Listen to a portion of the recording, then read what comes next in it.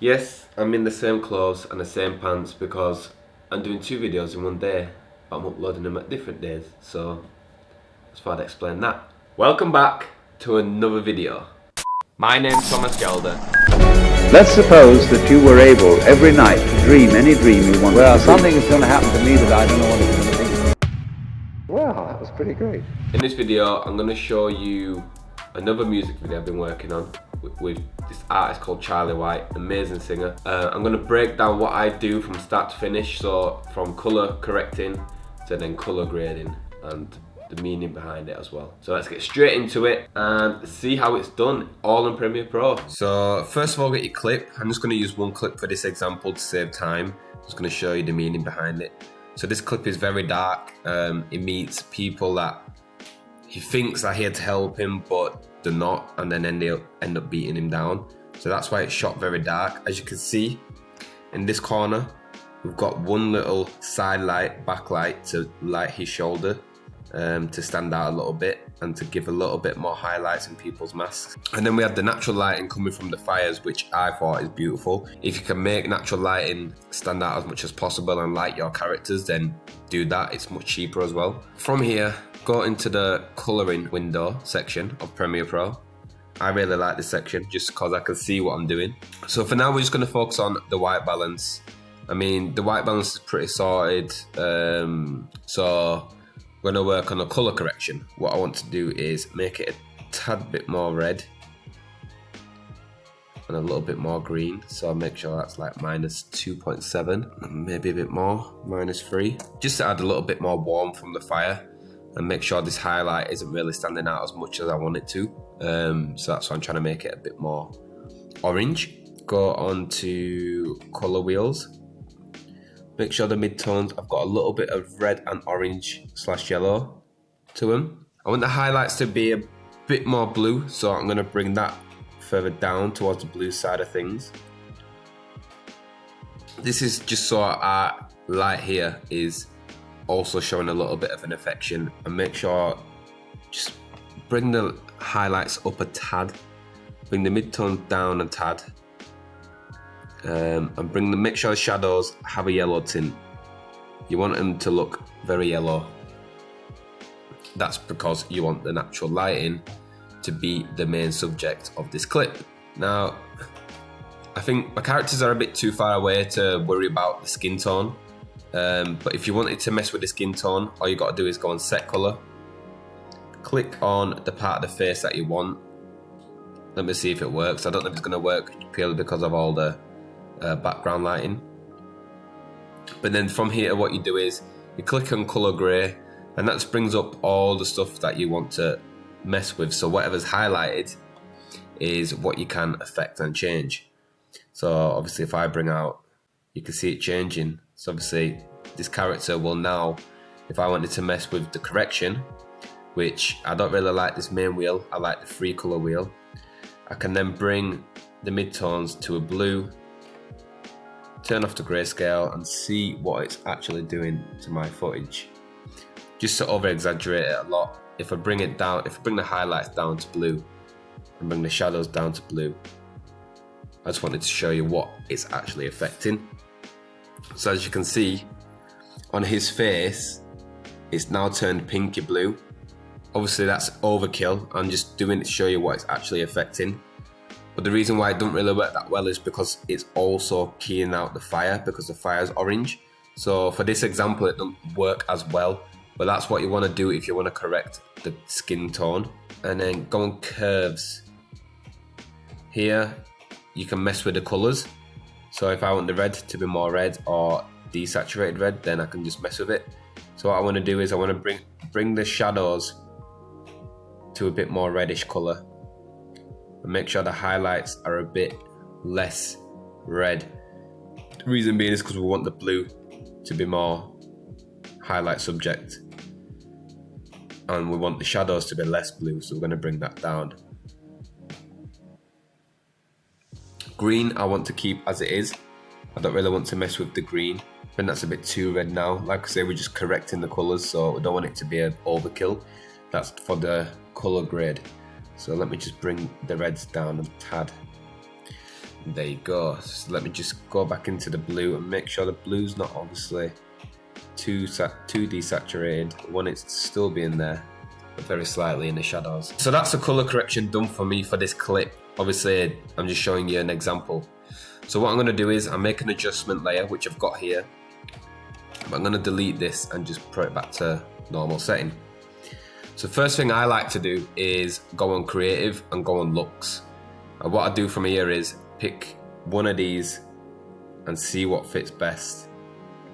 As I mentioned, I want it to be quite dark, and I really like this color purely because it brings out the orange and it brings out the shadows as well. So it makes these characters stand out, but it makes our main subject, which is the guy in the middle, silhouetted, which I want because at this point it's feeling down, it's feeling dark. So for this effect, I'm going to pick this one. It's a bit too much, so I'm going to bring the intensity down to probably, let's say 80, maybe even more, let's say 60. Bring the sharpening up to 10, just so it brings out all the details. Mess with the vibrance. Do you want it more vibrant? Do you want it less vibrant? For me, I want it very vibrant. I want to give that cinematic look. So probably bring it to around 20 to 25. Bring the saturation up a tad to around 105, because I think the saturation within Premiere Pro is very sensitive, I think, so I don't want to overkill that. Again, highlights, make sure it's more blue, and shadows, make sure it's a little bit orange and red, but we don't want to overkill it with that. And with the tint balance, I want to show more of the highlights on this part, so I'm going to just bring that up to around 25. And then from here, we're going to go on the basic correction, which is the first slide. Now we've got our color grade and our look that we're looking for, we can start messing around with the lighting, contrast, etc. So I think I want to bring the highlights up just to show our subject's face in the background. And we want to bring the shadows down by -10 to 15. See how it looks. Whites want to bring up, reason why I'm bringing up white to 5 is because the subjects in the background have white masks on. So I really want to show that off and make sure that you can see that in the frame. So as I bring everything up, it's highlighting all the whites that are in the shot. So I reckon about 20 is good. Let's just mess with the highlights even more. Bring that to around 25 as well. Contrast, we want it to be more contrast. We want to show the highlights and the shadows more. So we want them to pop more. So that's why you're bringing the contrast up.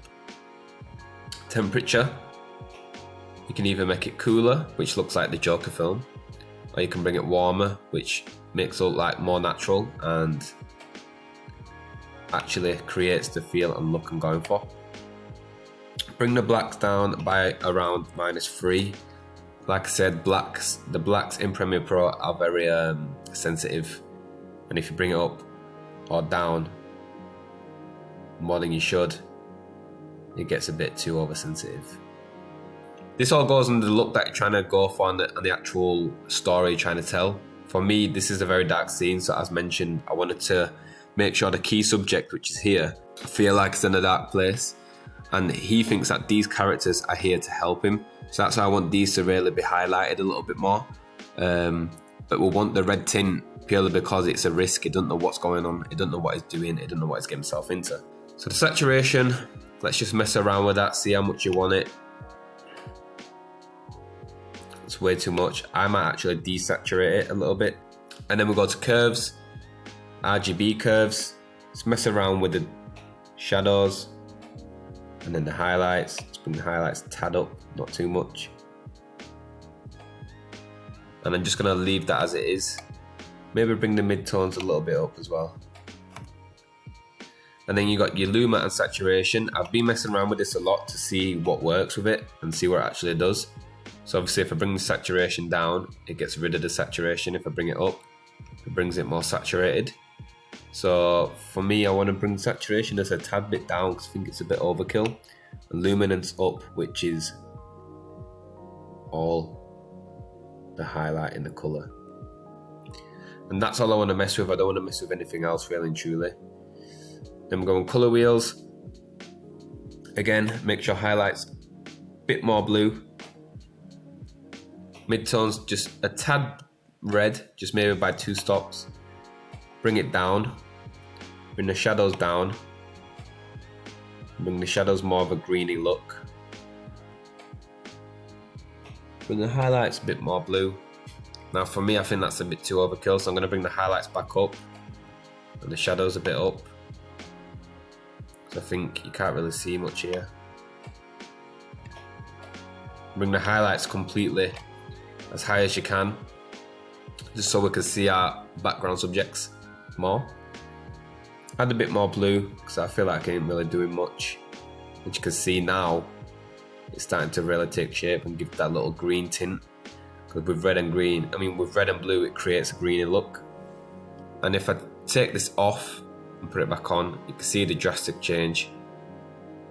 All I've done is I've added a bit more colour. I've added what my scene is about. So I've got the dark side here, and I've got the main background subjects, which he thinks are actually his friends, lit up and highlighted, which is what we're going for. And the whole atmosphere is a bit red-green type of feel. This just adds the edge to the effect that we're trying to go for and the story that we're trying to portray. And for that, that's about it. You can add a vignette as well if you wanted, but for me, I think it's a bit outdated. I don't really like using vignettes anymore.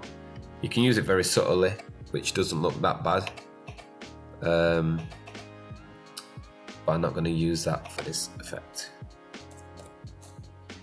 And there you have it. That's my color grading, just one little short clip in a part of a scene of a music video. You might say it's overkill. If you think it's overkill, you can therefore bring the intensity down on this main first part and bring it to around 30. There it won't look as intense. But the colors, I want it to pop. I want it to make it feel like a film. So that's why I've really brought out the colors within this scene, and that's how you break down the color grade. There's obviously meaning behind color grading, and a lot of people don't see that, but there's a massive meaning why I've made it very dark and red. And that's it. That's how I like to color grade within Premiere Pro. I think when you color grade, you kind of need to know what you're going for. You need to know what style you want that scene to be.